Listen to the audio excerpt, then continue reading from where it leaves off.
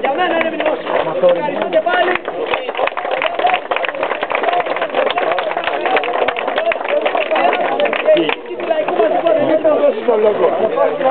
Αγαπητοί φίλοι και φίλες, κύριε Δημάρχε, σας ευχαριστούμε εκ μέρους όλων των Αφρικών που ήρθαν από όλη την Ελλάδα και αυτό έχει μεγαλύτερη σημασία.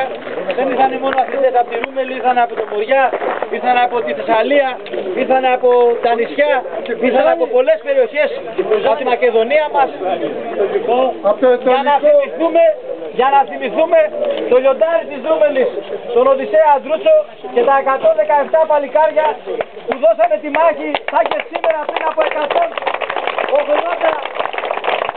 χρόνια σε αυτόν εδώ τον ιερό τόπο, που ευτυχώς υπάρχουν άνθρωποι της τοπικής κοινωνίας, της τοπικής αυτοδιοίκησης που θυμούνται και θέλουν να τους θυμούνται για πάντα και μέσα από αυτούς τους αγώνες να αναδεικνύουν το μέγεθος της ιστορικής προσφοράς αυτών των ανθρώπων.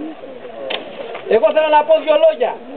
Πέρσι ήμασταν αρκετοί, φέτος ακόμα περισσότεροι, κάθε χρόνο ακόμα περισσότεροι, για να δείξουμε ότι αυτός ο λαός δεν έχει μόνο παρελθόν, έχει παρόν και θα έχει και μέλλον. Ενάντια σε όλους αυτούς που θέλουν να μας σβήσουν την ιστορία μας, να την εξαφανίσουν, να την διαστρέψουν και να την αποσιωπήσουν. Αυτά λοιπόν το σημερινό αγώνα, όπως και πολλούς άλλους αγώνες που κάνουμε με θέματα την ιστορία σε όλη την Ελλάδα, αύριο θέλω να σας πω ότι έχουμε έναν αγώνα αφιερωμένο στο θρύλο των δρομέων, το Στέλιο Κυριακίδη, στο χωριό Πύργος Κορινθίας, στο Δερβένι, πάνω από το Δερβένι, εκεί που είναι θαμμένος ο μεγάλος Κυριακίδης. Κάθε φορά λοιπόν που διοργανώνεται ένας αγώνας είναι και μια μορφή αντίστασης σε αυτό που λέμε παγκόσμιο χυλό, την παγκοσμιοποίηση.